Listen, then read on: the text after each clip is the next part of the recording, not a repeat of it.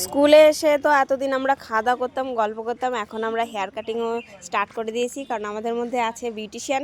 যদিও এরা দুজনেই বিউটিশিয়ান, তো এক বিউটিশিয়ান আরেক বিউটিশিয়ানের, ও আচ্ছা আচ্ছা সরি সরি, একজন মেকআপ আর্টিস্ট আরেকজন বিউটিশিয়ান। তো এখানে চলছে আজকে হেয়ার কাটিং। দেখো কিভাবে বসে আছে।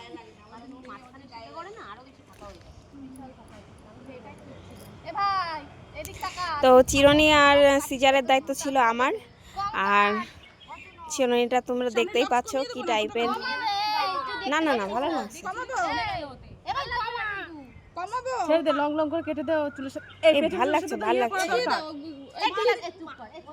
এই ভালো লাগছে। এটা ক্লিপ দিচ্ছে এখানে। ও আর এই যে সব বসে আছে গ্যাংয়ের দল। কমিয়ে দিতে বললে কমিয়ে দেবো। এই দেখ না কমিয়ে দিবে, এসব বলছে কমিয়ে দিতে। কই এ তো অনেক গোছে, ওরা বুঝতে পারছে না। না না না বুঝতে পারছে না, প্রচুর গোছ, এর গোছে প্রচুর। কি করব লম্বা চুল বলে আমার হাতে দে নেই। দে তুই কেটে দে, লেয়ার কেটে দে।